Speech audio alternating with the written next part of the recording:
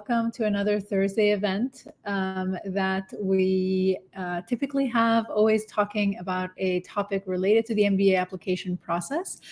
I am Susan Bereshai, founder of C Admissions, and today I'm really excited to talk about those who have been waitlisted and addressing weaknesses. I know some decisions haven't come out yet, so this may be a little bit premature, but it's always a good thing to keep in mind as you are preparing for this, for the decisions that are going to be coming out soon. So as usual, I have prepared a few slides that I would love to cover in this session, and then I invite you all to answer our to rather ask your questions in the chat, and also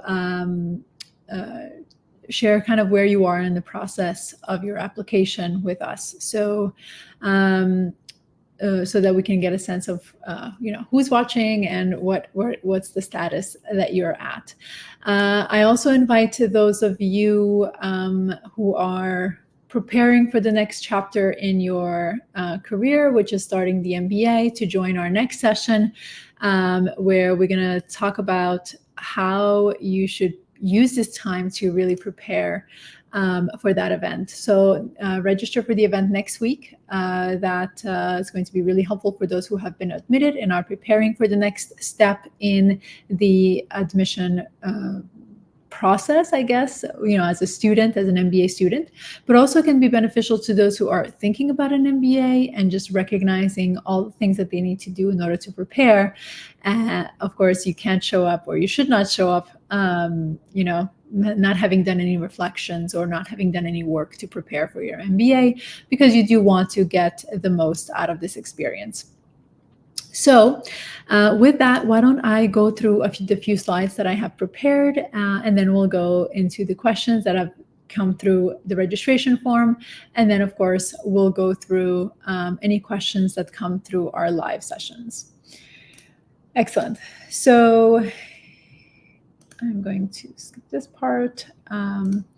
First thing that I want to talk about is, of course, what does the profile of candidates that have been admitted in the past look like, as far as what their averages, like the numbers, essentially. So if we look at last year's numbers, we at top 10 business schools. So we have an average GPA of 3.62 and M7s. So the mega elite 7 business schools, which are Harvard, Stanford, Wharton, Booth, CBS, so Columbia Business School, MIT Sloan, and I'm forgetting one if I didn't mention Kellogg. So anyways, there's 7 schools that are considered the mega elite. Those have an average GPA of 3.64 of the admitted students.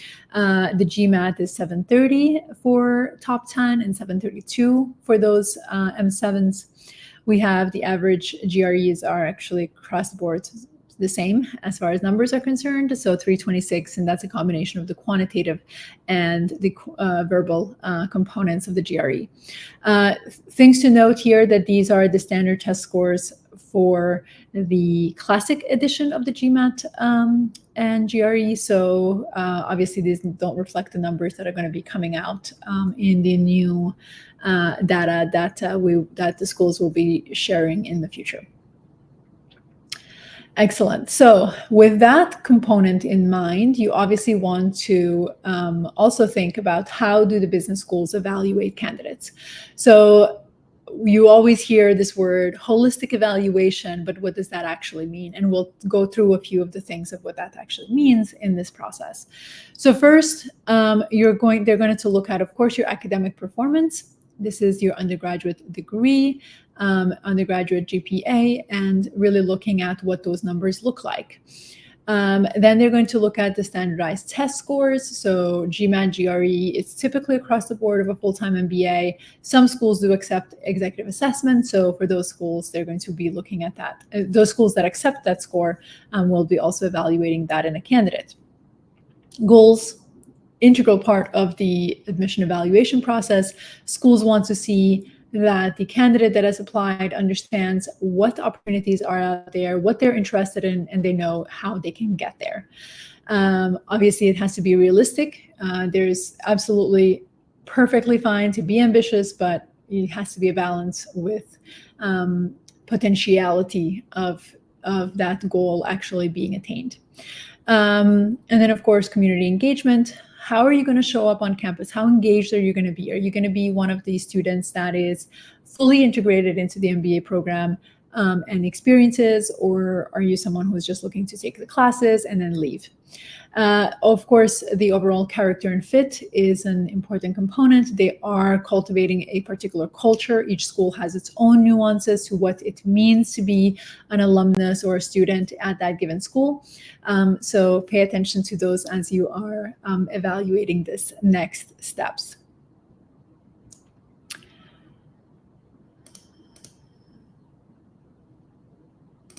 So how do you evaluate your applications?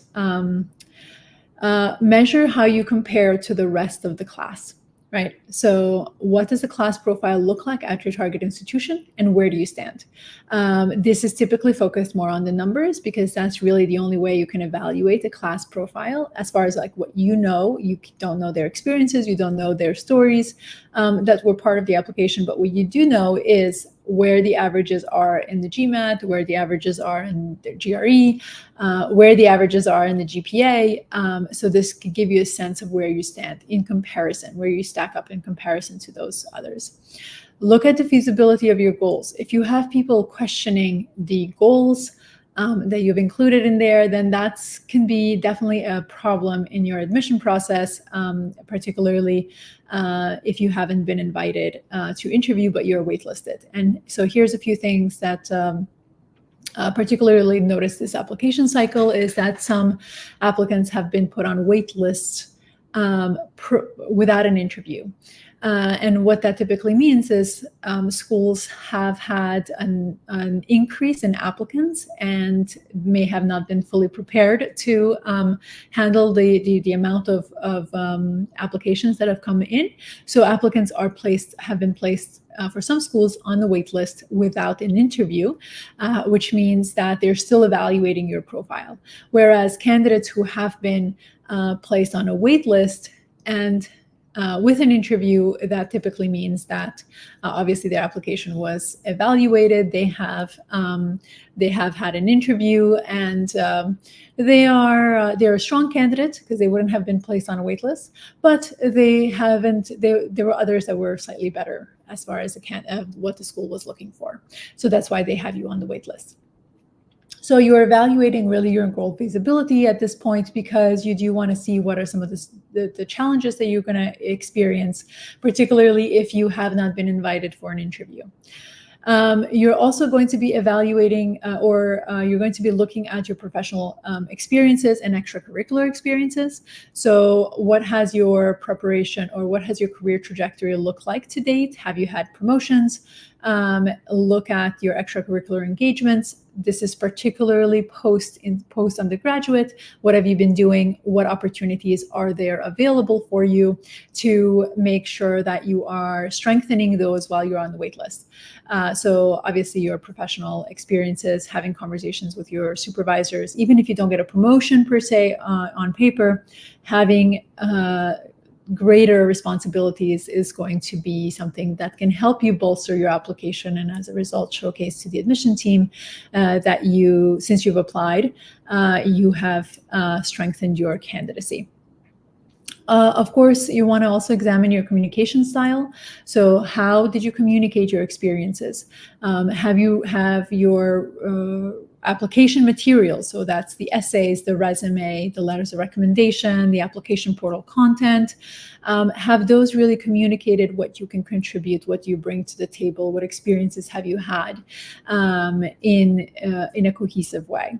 And of course, have you demonstrate a commitment to the school? And what typically this means is that you have attended their events, spoken to students, spoken to admission representatives where possible, spoken to alumni, and that you really demonstrate throughout your application that you have been a committed applicant, someone that's not just putting an application for an application's sake, but someone who is really serious about this process and has done his or her due diligence.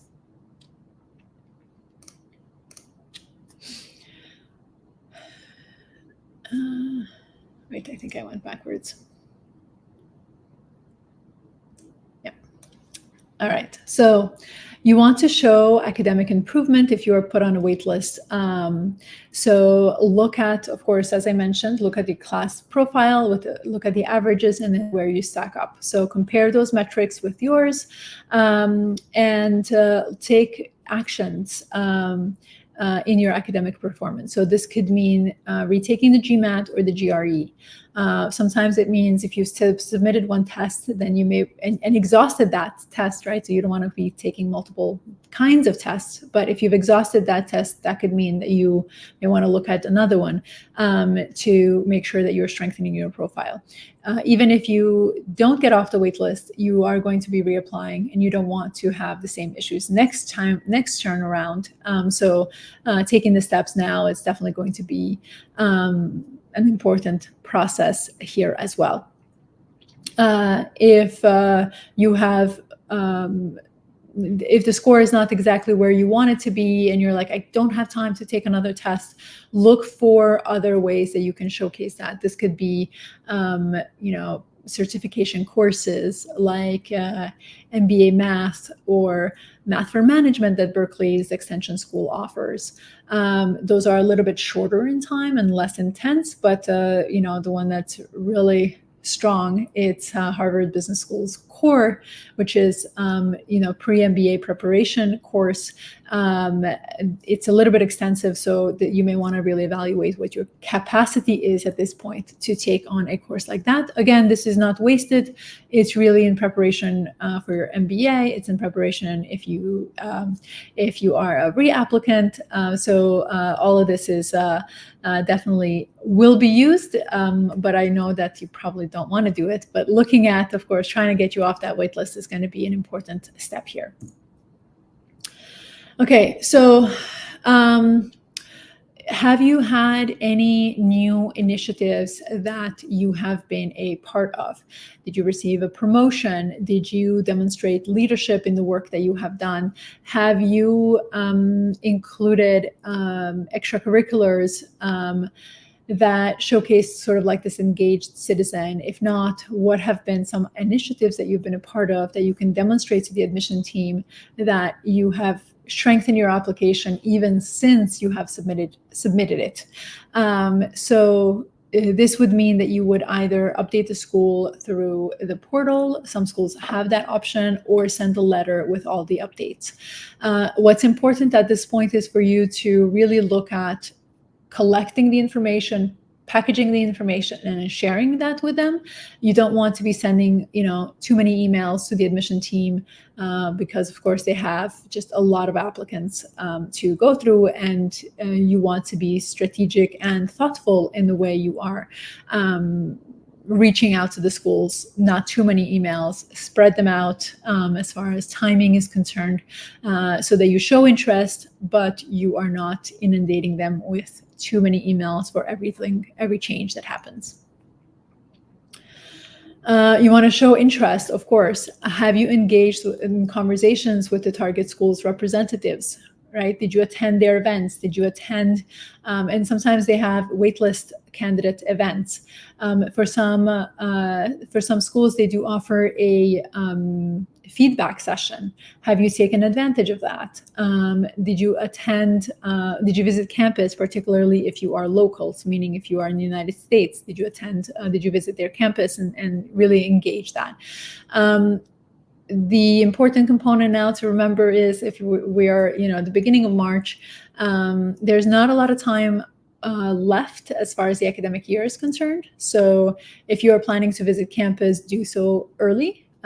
This way you actually have a chance to experience what it feels like to be on campus. If you end up being a reapplicant, again, this is still useful information to have. And then, of course, you want to stay in communication with the school, but to do so purposefully. How many times have you reached out to them so far? Did you ask for feedback? Did you see if that would be some kind of conversation that they are able to have, even if they don't give you specific details?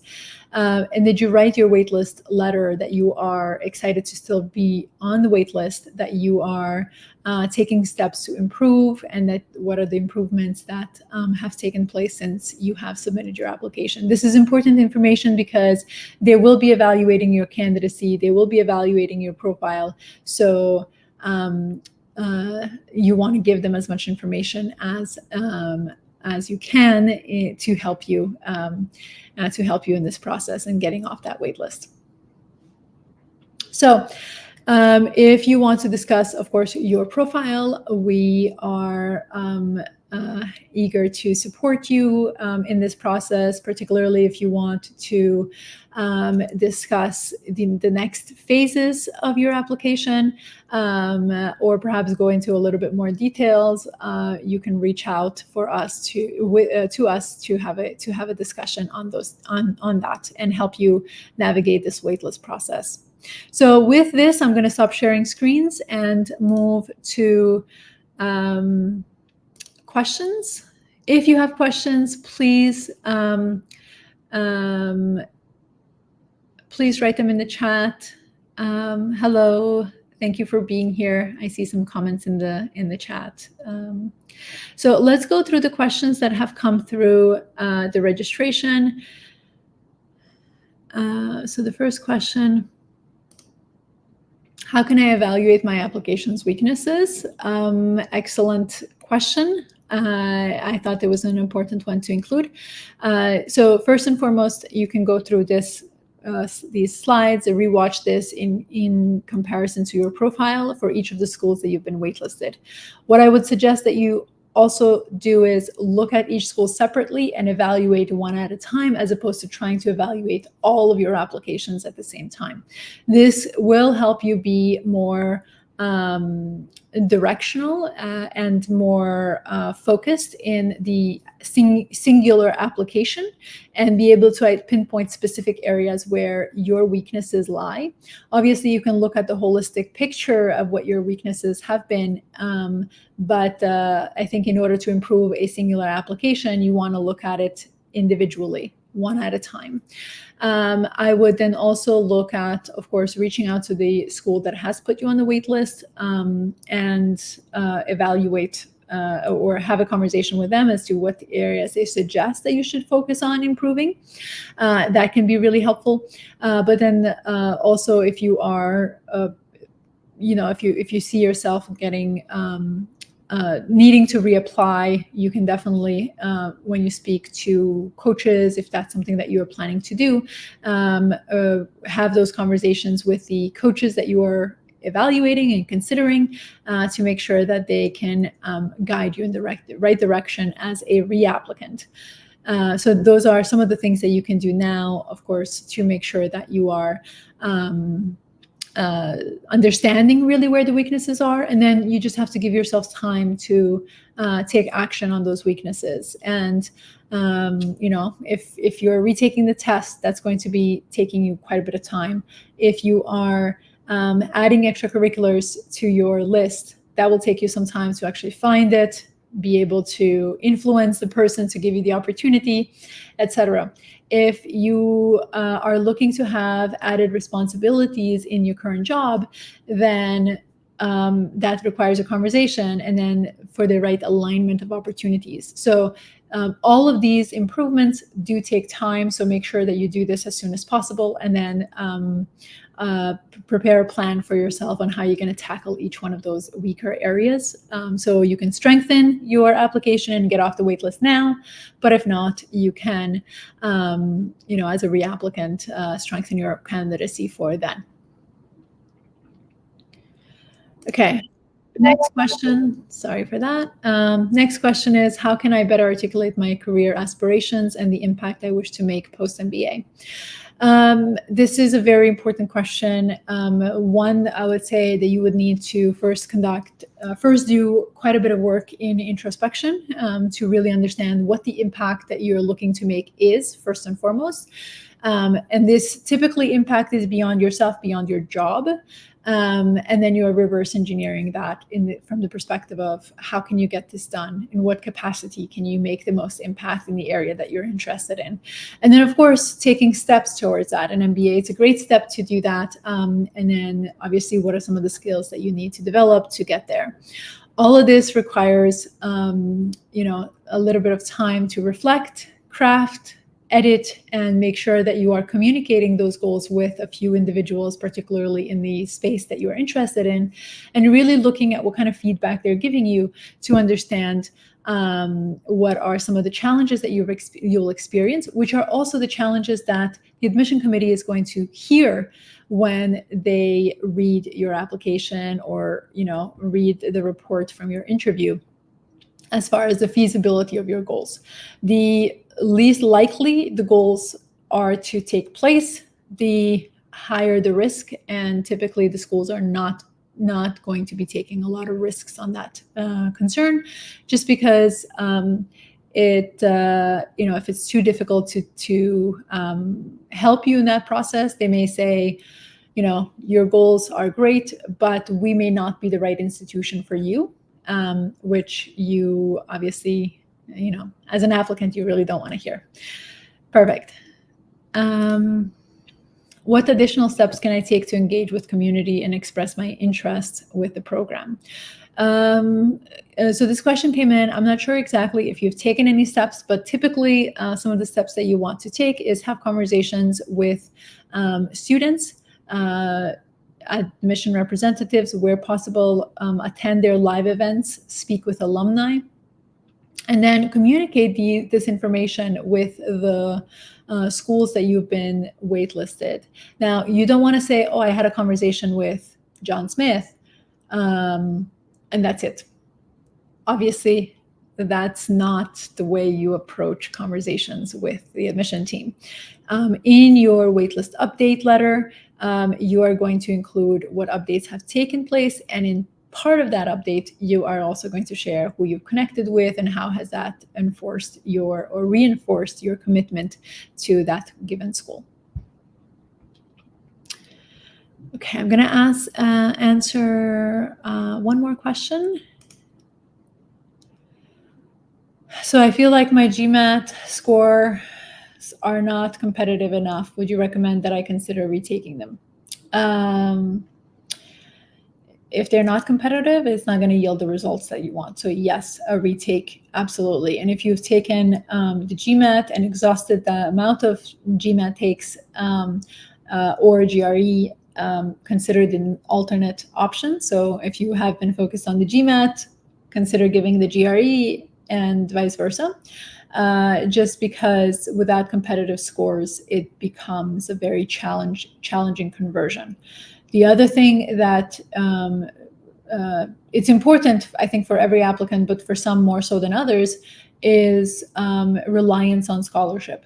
If you need a scholarship to be able to attend an MBA program, your test score is going to be an important component that you can leverage to negotiate scholarships, again, where possible. This is more generally speaking, not school specific. So of course, take that with a grain of salt, because your school, your target school may not necessarily be accepting of negotiations, but where you can, you want to have that